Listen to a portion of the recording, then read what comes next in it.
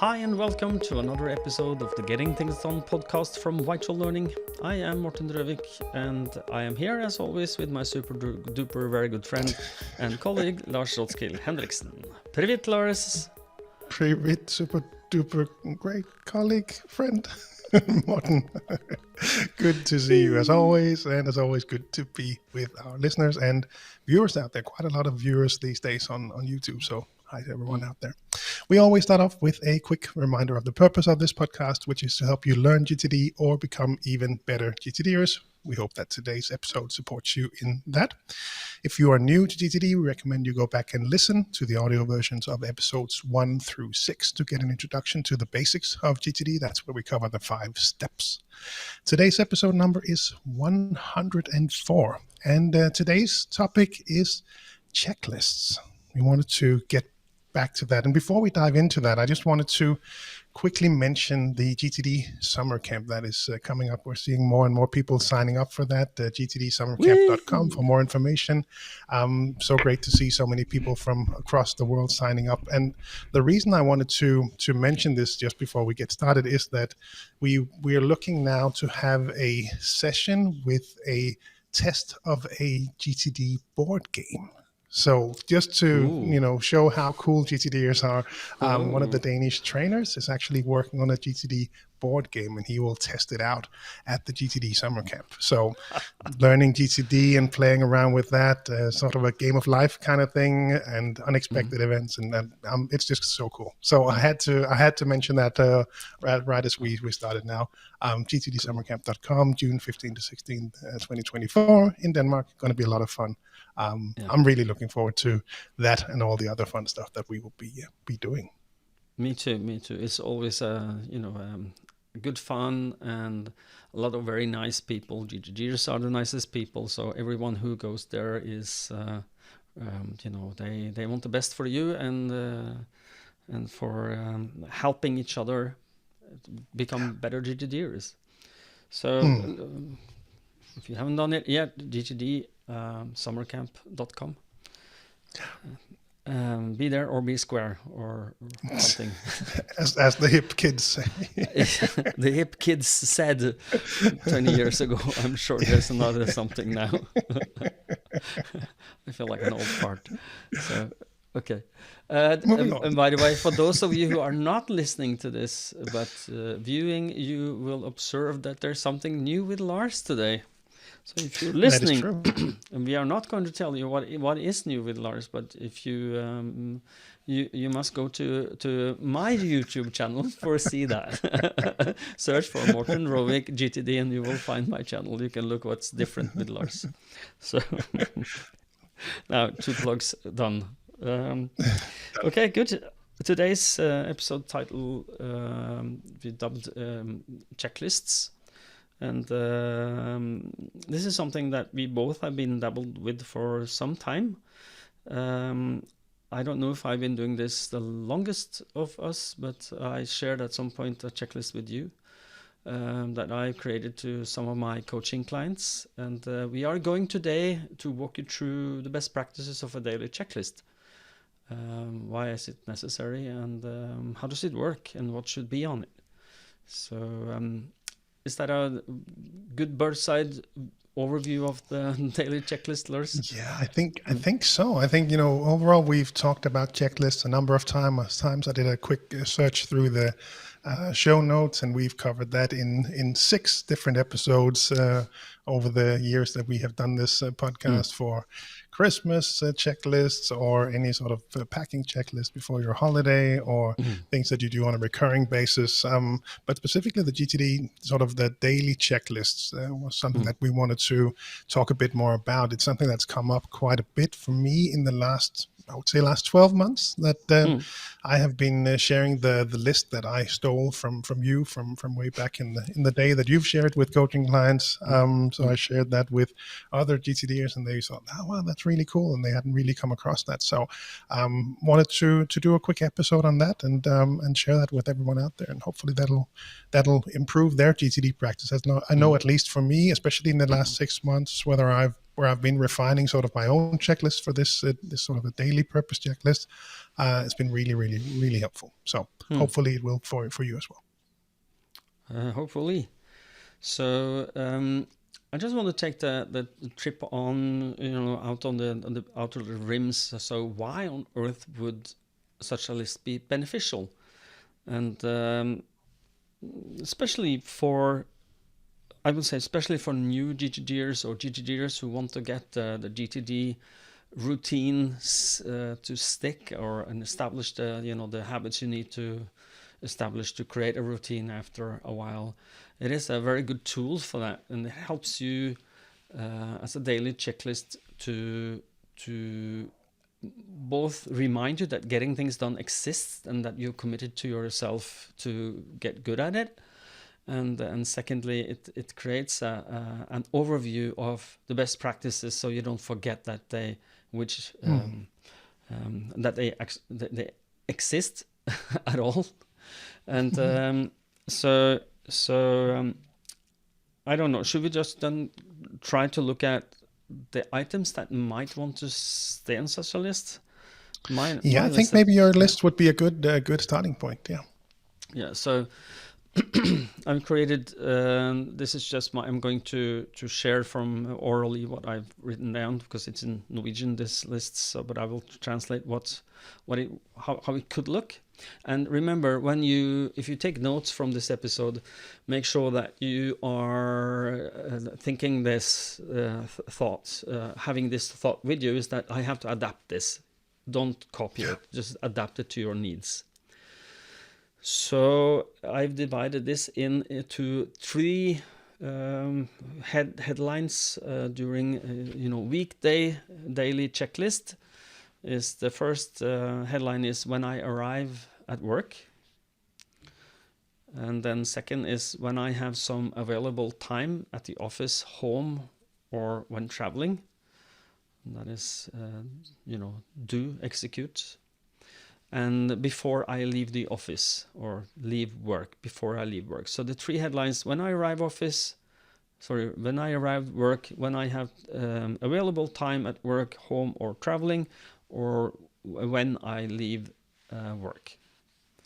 So do you have anything to add to that? Do you have something you've discovered that is outside? No, I think those are really the main starting point for me was as well the one that you wrote out back in the day. My own personal one, I think we can perhaps go on to that one afterwards because it's structured a bit differently. Yeah.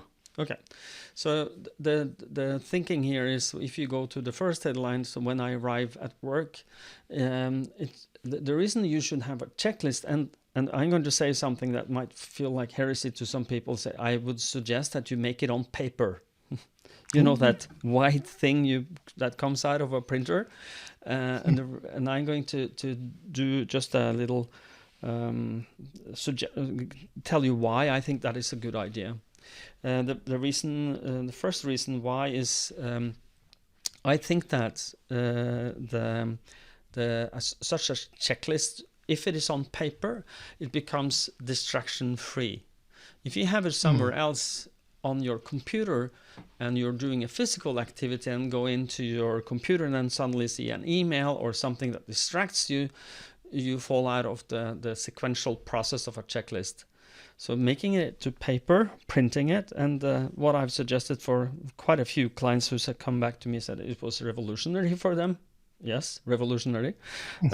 Was that they printed it and they take a clear, transparent plastic cover that they then, where you can, I don't know what you call that in English, where you can put a piece of printed paper inside. So it's, both sides. Yeah, laminated, I guess. No, it's not laminated. Well, if you want to be really environmentally friendly, you can laminate it and then just write with a whiteboard marker and then clean it every day. But the idea is that you have a few, maybe 3, 4, maybe for 1 week, if you're going to be at your workplace every day that week, to have 5 sheets of paper inside that plastic folder that you then tape to your desk, and then so it doesn't move. So every day you come to the office, the first thing you will do is to take out one fresh piece of paper with your checklist, and then put it on top of that plastic folder thingy on your desk. And the first thing is to, when I arrive office, the first check mark is take out one fresh checklist. And that's, you can tick it off when you get it. This might be silly, but for some people this really makes a difference. Because if you take it out and you can tick something off, it's like, I am doing stuff. You know, I'm succeeding. I'm moving forward. Yeah. So that would be the first thing I would suggest. Making it on paper. But when you arrive office, one of the things, and I think we can then just discuss this in the, what would you suggest? What would be viable things that you put there? But the first thing what we do when I coach people is that they will always get what we call a read in folder, which is just a paper folder where you can put paper inside. That's called inbox, and this is your travel inbox. So if you traveled somewhere, this will live in your bag, and you will then put paper-based items inside there that you want to do something about later. And then when you arrive at the office, the second thing you do after checking off, yes, I've taken a fresh one out and put it on top, is that you put that in your inbox, what's inside that in folder in your physical in tray. And then secondly would be, if you have a diary or some written notes somewhere, put it in the inbox. Like when I'm out traveling, I have a remarkable tablet for taking notes, and I put that in my inbox. That would be my second. Do you have anything else you would like to add to this? No, I can just echo that really corresponds with what I would be doing. It really varies how much physical stuff shows up in my world, but I just did that yesterday when I came back to the office. I'd done my reference system cleaning that I think we mentioned in an episode before Christmas. Sort of a yearly habit for me and many other GTDers is to do this yearly clean out of your reference systems, and a lot of stuff came out. I don't need that Lotus Notes setup guide anymore. I don't think. I doubt I will need it. So that was trashed. I moved some things from home to the work reference system. There was a Surface Pen that I use for the Windows laptop that I have here, and that was at home. It made more sense for me to have that at work, so I put that in the in folder, and then it made its way to the office here. So that works really well for me as well. Don't do any sort of remarkable things, but I use the Notes app on Mac and iPhone and all that. So that will be sort of my I have a Notes inbox that I would then go and check. So very much aligns with my own practice as well. Good. And the idea behind starting with this is just start with something either physical or digital that makes quick wins are good. And then, if you empty a read in or you put something physically somewhere, it's kind of like, I'm doing something physically and I can tick things off. So give yourself a lot of quick wins. That's a good idea. So the third or fourth thing on my list here would be look at my calendar this week, next week, or as many weeks in the future you think you should, get an overview.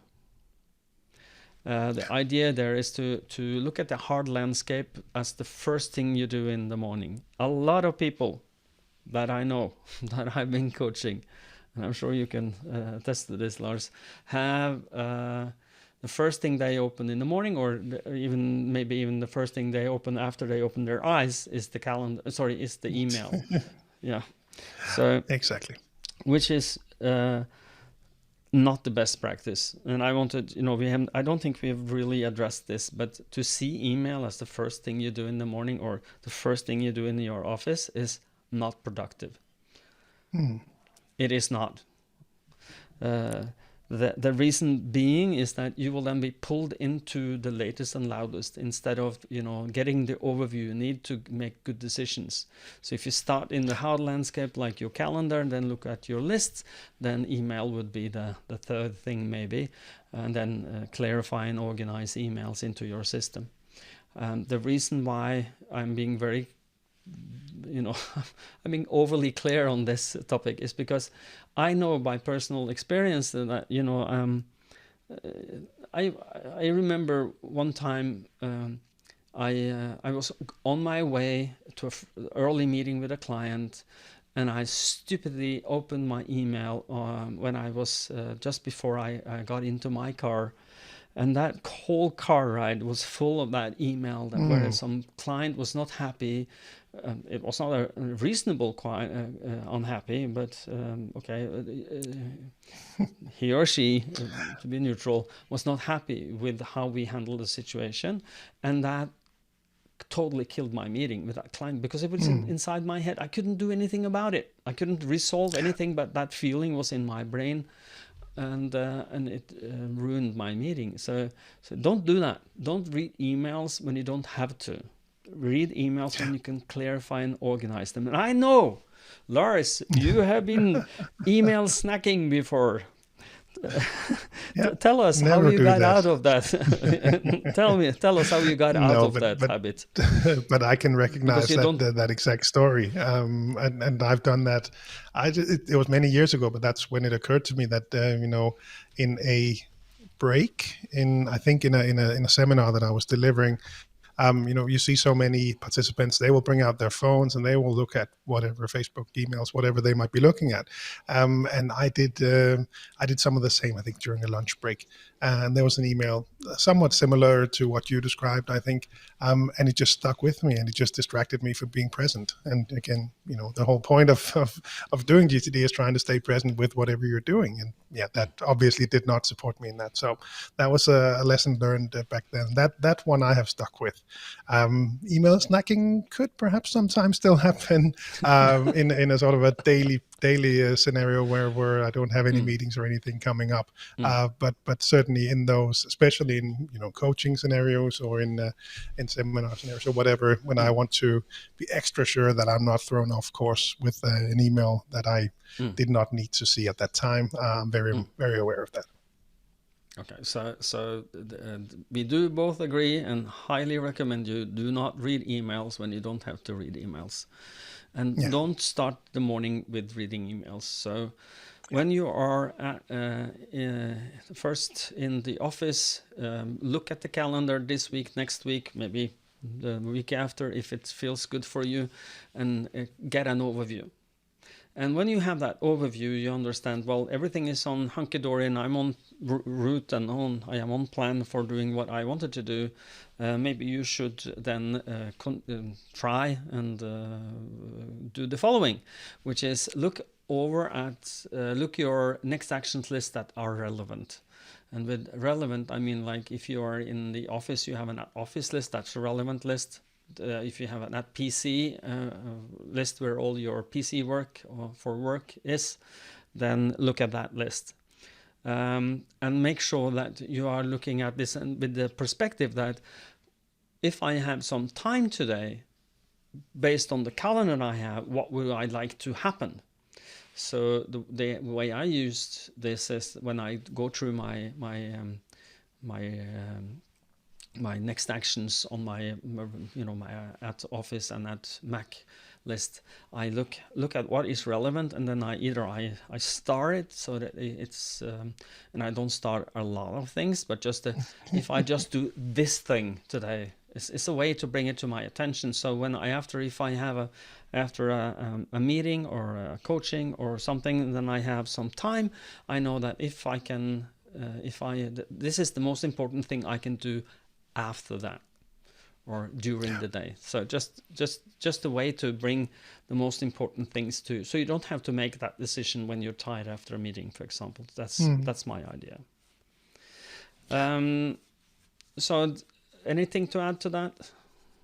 No, that sounds very familiar. I don't really look that far in the calendar on a sort of morning basis, but that is indeed the first things on my checklist is to check. So what do I actually have in the calendar for today? Any day-specific actions or specific meetings that are coming up that I have not yet prepared for, so I can focus on those first. The reason I'm saying that it might be this week, next week, is because a lot of people Don't do the checklist every morning. They forget. So just a reminder that you should look into the No. future. Yes. But to have the idea that get an overview for as long term overview you need to feel good about your work and life. So whatever makes you feel calm and good inside, the good feeling of overview and control, then go as far into the future you need to get that. Yeah. Okay, so then the last item here is on my when I arrive work list is clarify and organize email and all my inboxes to 0. Which is sequential and hard work, but it is you will feel overview For and some. control after. Well, a lot of the people that at least I know, I'm sure there's some few sequentials out there that really feel this is easy. But for the majority of my clients who are high associative, not highly sequential, this is a highly sequential thing to clarify and organize, and all of them, and I mean 100% of my coaching clients do, even if they are on the sequential side, they need to spend time on getting good at clarifying and organizing. I had a coaching client today, this morning, and we went through his lists, and he's a very diligent coaching client. He's a really good student of getting things done, but he is still not there after 10 sessions to be good at clarifying and organizing. There are still some unclear things that are not clear next actions on his list. So just beware. Clarify and organize is going to do really good things. And when you go to your list and look at them, you will say, I can do that. And then do it and tick it off. Instead of going, huh? Which is often something that happens. People look at their list and they go, what did I think here? This is not finished. The thinking here is not finished. So clarifying, organizing, thinking, finished for email inboxes. Anything to add, Lars? Yes, no. So the one thing that I have tweaked on my list or my daily checklist was to list out the different inboxes that I want to maintain. Yeah. I think that is actually where my checklist started, because I had forgotten an inbox that I was using, and suddenly, there were quite a lot of things in there.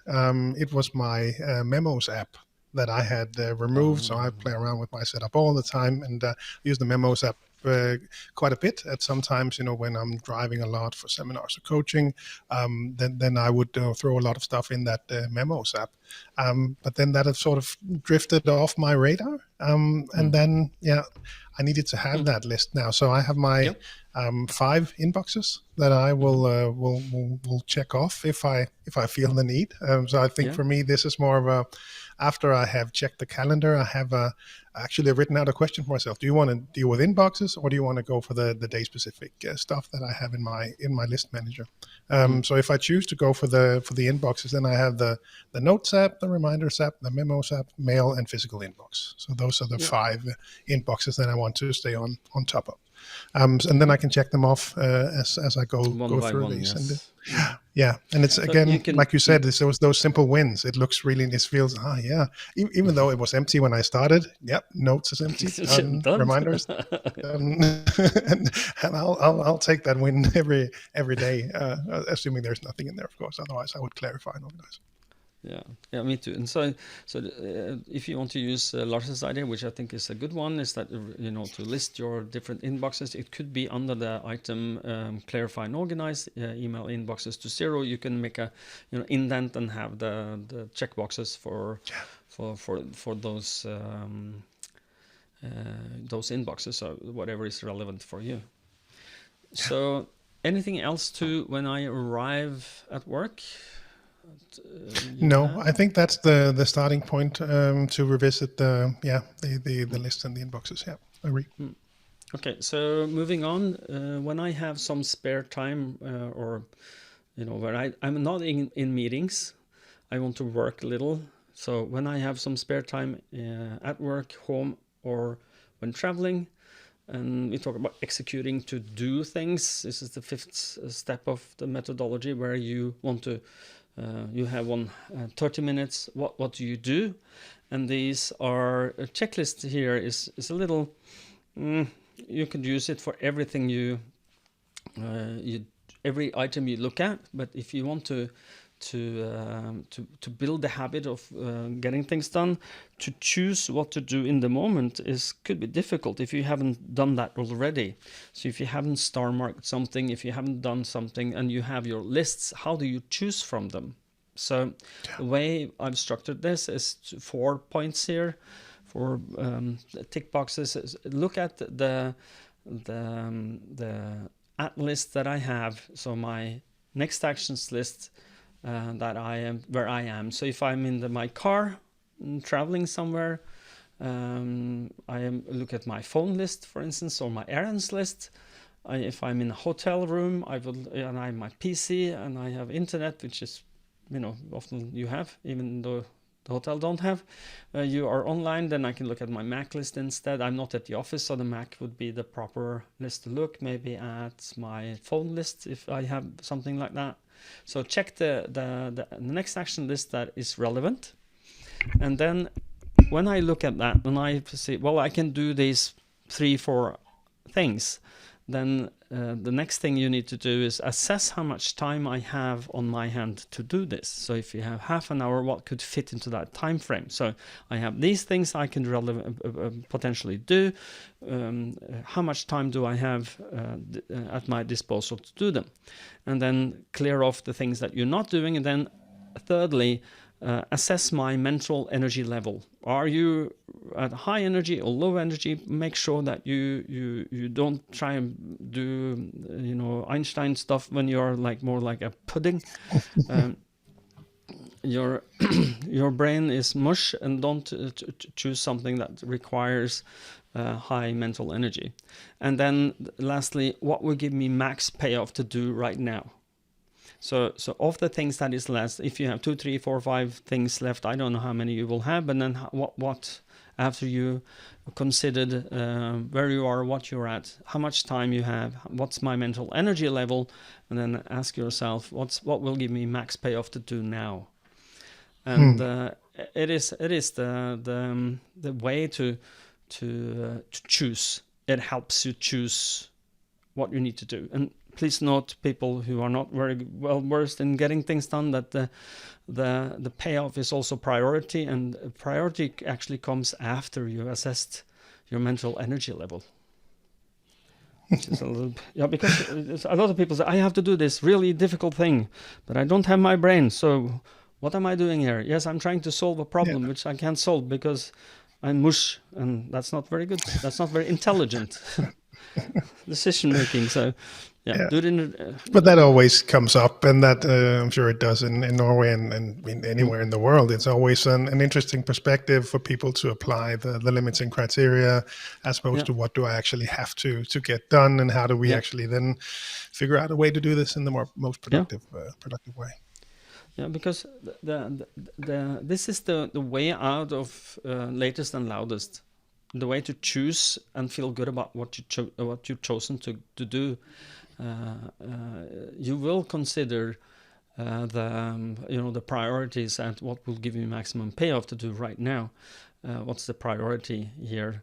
But you will not do that by latest and loudest. You do it after you clarify and organize things into your lists, so you get an overview of everything you could have do now, but then you picked one.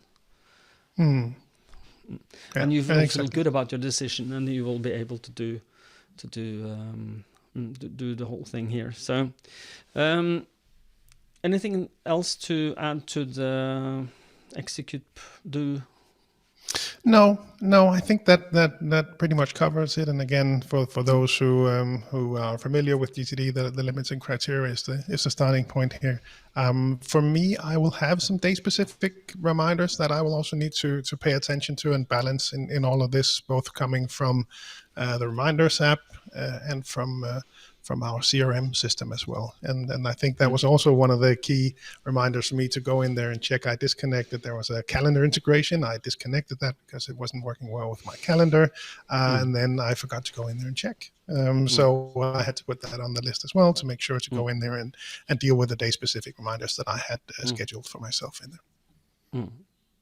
Okay, good. So moving on to the third headline is before I leave work. I have 2 items there. I'm going to add one at each end of this before we leave this topic. Is the first thing here is look at the calendar this week, next week, get an overview, make sure that you are doing the right things.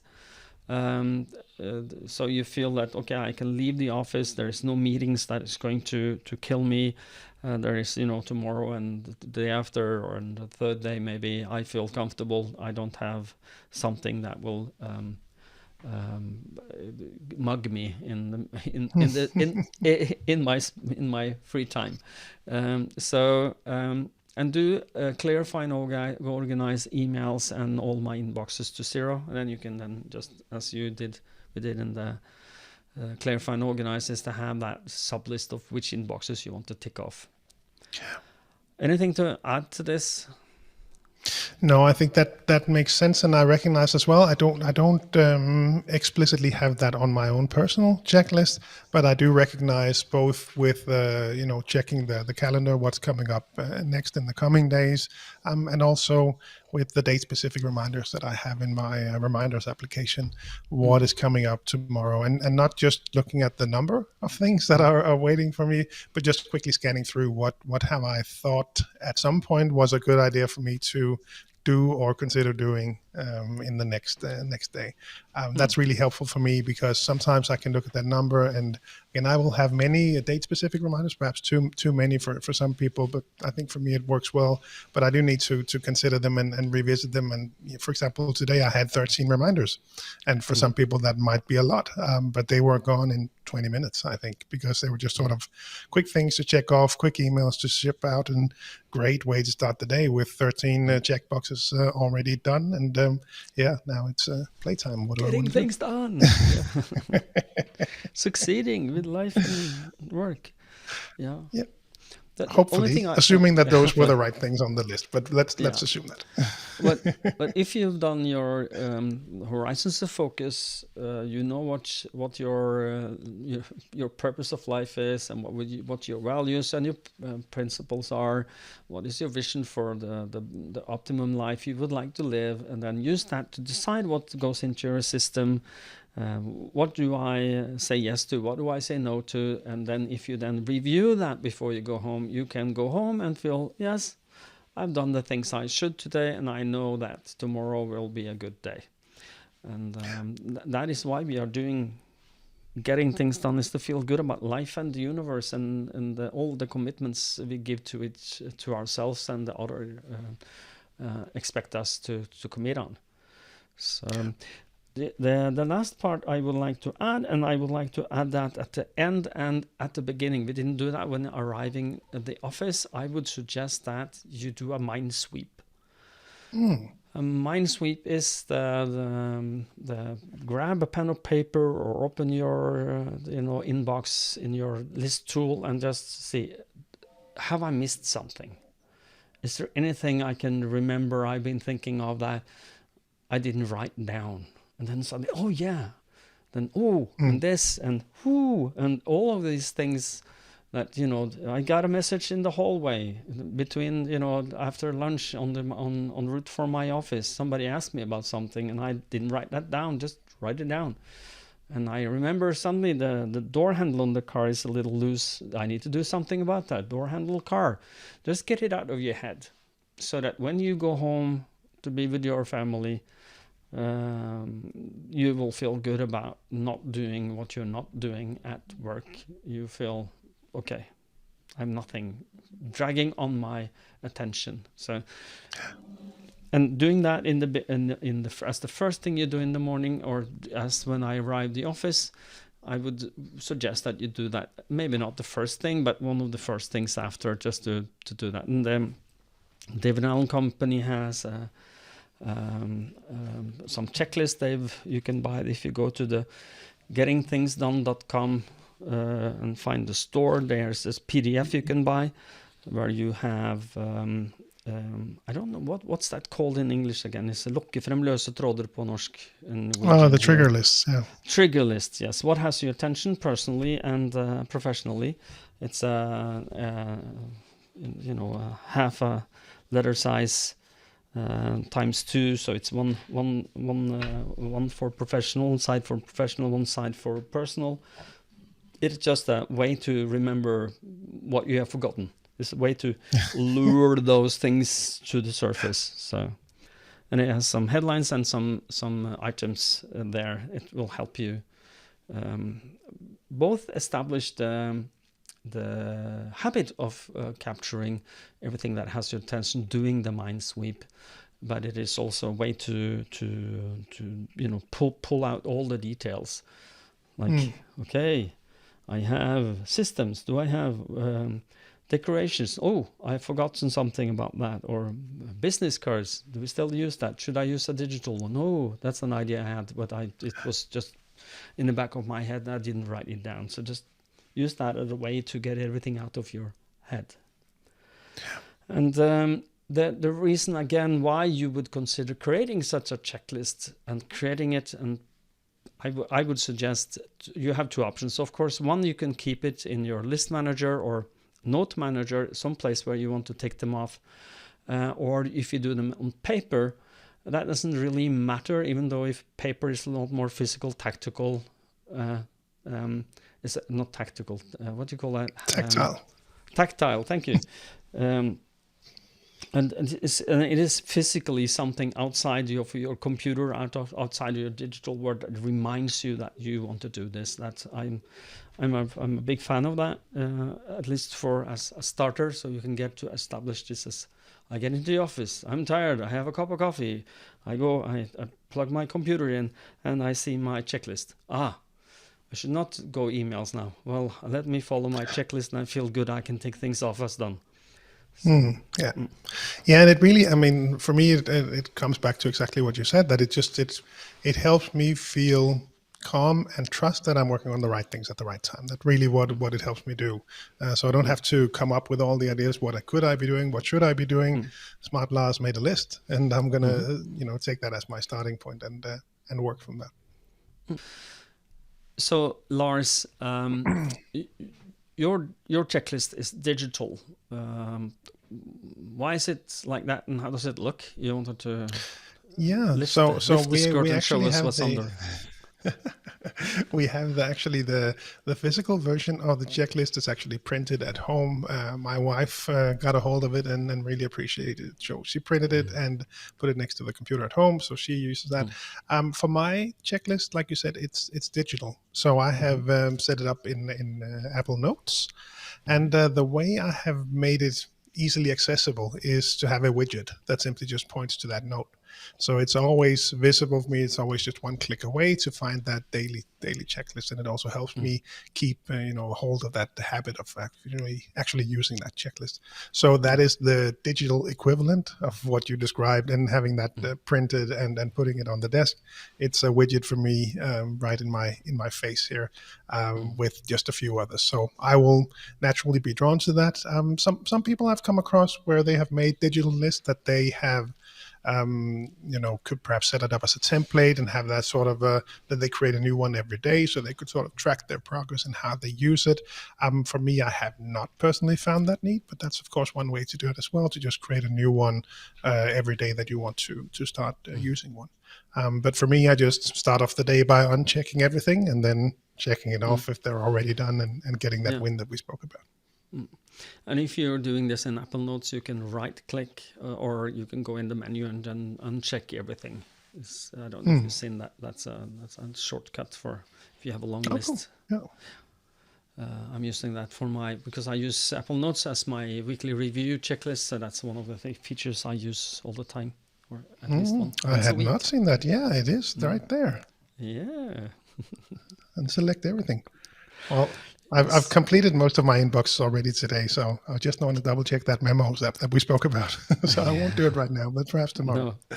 Okay, good. So the only thing I would like to, we talked about, make sure that things is in your face, like checking your calendar. One of the things that I can add as a bonus tip here that I have, that I'm loving, I've been having this for maybe, 2, maybe 3 years, is that I have a small little Mac utility, small app, that the only thing that it does, it takes the calendar that I choose to include and put it on my desktop background as a sidebar. And this side, I have a monitor that's big enough so that I don't have to have, everything is not, I don't have to cover everything there.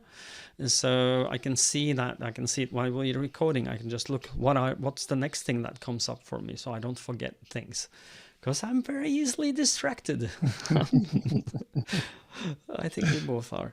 So we really need getting things done to make sure we get the things we want to done. We want to done.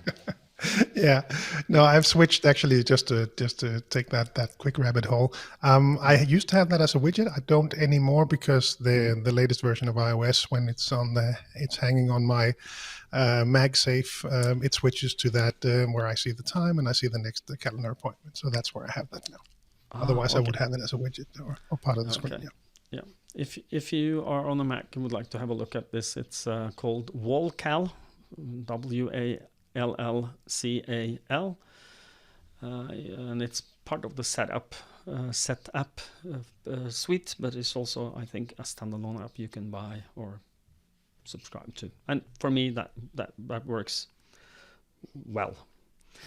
Okay, I think we've exhausted our topic of today, and as we always do we have anything to say? Yes, we have. And does it take time? Yes, it does. So we are now at I think 40 minutes or something. Are you happy with what we've covered? Do you have something you would like to say to end this off? I think we're ready to wrap up. Hopefully this was helpful. Again, this was personally really helpful for me to have a good daily checklist. And it takes time. It's the companionship, but it also takes time to run through all of this. A lot of tiny details that I'm sure the skilled GTDers out there will recognize and hopefully can tweak and make use of in their own GTD practice. So hopefully today's episode helped with that. Yeah. And then, as the usual reminder, we already talked about the GTD Summer Camp, but it does not hurt to mention it once again. GTD Summer Camp 2024, really excited about it. Still, participants from Norway and Sweden just signed up yesterday. We have from different places in Europe, North America, South America, Asia too, as we already mentioned. Really hope to see you there, June 15 to 16 in Denmark. Once again, learn more at gtdsummercamp.com. Yeah. And before we leave that topic, please note that we are doing this as a gift to the society of GTDers in the world. We do not make money on this. We are doing this at cost. And so it's just a way to hang out with people who think getting things done is a good idea and would like to get better at it. So be there. Yeah. Absolutely. And also, go to gtdsummercamp.com, but also to VitalLearning.eu, because that is where you will find all of the cool things that we do on a day-to-day basis that involves GTD, but also the other offerings within Crucial Conversations for Mastering Dialogue, etc. Go over there, have a look. A lot of interesting things, really important skills to learn. You can find your way to the different country websites, learn more in your own native language. And as always, you can reach out to Morten and me if you have any questions at all. If you are outside the Nordics, head on over to cruciallearning.com to find your local partners. And if you would like to be coached by Lars and me or get some education from us in any way and sort and form, and you're in the Nordic region, contact Lars or me directly. Or you can just use podcast@vitallearning.dk and we both read that email. If you're in the US or outside of the Nordic region, look at the gettingthingsdone.com page for the rest of the world.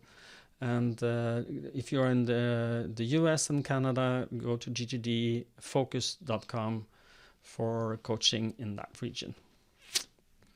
Okay, at the end again. Whee!